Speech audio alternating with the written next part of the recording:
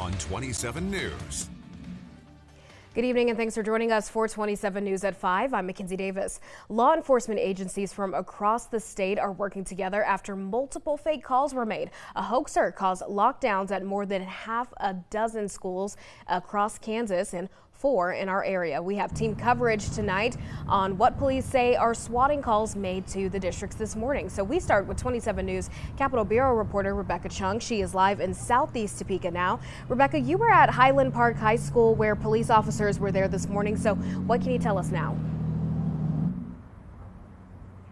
Well, Mackenzie, as you can see, the scene is calm right now, but earlier today, this area was flooded with emergency crews. We had local law enforcement, the fire unit, AMR. It takes all of these agencies to respond to a call like this, but they soon discovered that it was all a hoax. Officers are calling it, like you said, a swatting attempt. The Topeka police chief shared details about the 911 call that set this off. Officials say the dispatch center received a call of an active shooter at Highland Park High School at 8:15 this morning.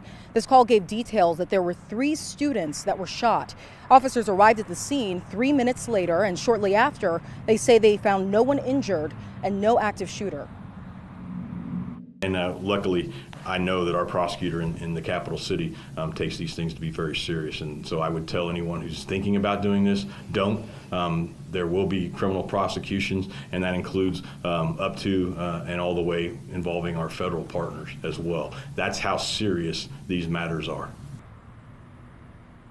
Now, the Kansas Bureau of Investigation tells us directly it also is investigating these swatting attempts. Officers are now trying to figure out who is behind these calls. And it's a very scary situation that officers say will not only have a lasting on the students, but also the community involved as well. For now, reporting in Topeka, I'm Rebecca Chung. Scary situation for sure. Now, Manhattan and Junction City also received calls of an active shooter this morning. That's where 27 News reporter Gabriel Johnson joins us live from. So, Gabriel, how did law enforcement out there respond to these calls today? Well, whenever school safety is at risk, police respond as quickly as they can, and that was certainly the case today here in Manhattan and Junction City. At 8:30 this morning, just after classes began, the Riley County Police Department received a call about an active shooter at Manhattan High School West Campus. With the information they were given, police quickly identified it as swatting. Then about 10 minutes later, Junction City police say they got a similar call for their high school, which they have also determined to be false. Police tell us violent threats are always very serious, especially when schools are involved. We were able to determine pretty quickly that the call, in fact, was fake. There was not a lot of police action that was actually necessary. And as always, the safety of the students at any schools at 383 is a top priority for us. Riley County and Junction City police are working with other area law enforcement that received these calls to investigate further.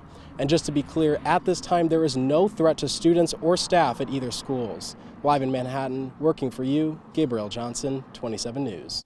All right, Gabriel. Now in Lawrence police were also quick to respond to the fake call they received mid-morning. 27 News reporter Caleb Jennerette is live in Lawrence. So Caleb, Free State High School was the target of a swatting call as well. So what's the latest you have for us? Yes, someone called 911 this morning reporting a school shooting here at Free State. Officers responded immediately. We actually have a snippet of video showing just how quickly they responded. Received only one call from this location at this time stating there is one shooter in the school. The department says it took 90 seconds between the time the call was dispatched and when the school resource officer determined the shooting was called fake. Police say the caller reportedly used a room number that did not exist in the school, and that was a good sign the report was false. The officer I spoke to says some students might not know anything happened at all, and the quick response is all thanks to the speediness and communication from Lawrence Public Schools. I can't stress enough that the relationship that we have with the school district and the communication inside that building was essential to have this go the way that it did and to keep those kids safe today. Corporal Wilt says the school never went into lockdown and everything remained normal throughout the day. The Lawrence Police Department is currently investigating this call and where it originated. Working for you live in Lawrence, Caleb Jennerette, 27 News. right, team coverage there. Thank you so much to all of that reporting. Now, more hoaxes were reported from El Dorado High Schools today and schools in the Wichita area. There were also calls in Salina, Garden City, and Liberal. A spokesperson with the KBI says they are supporting local, state, and federal authorities to address the swatting calls, adding, quote, "We are reviewing relevant information with our partners in an attempt to identify those responsible."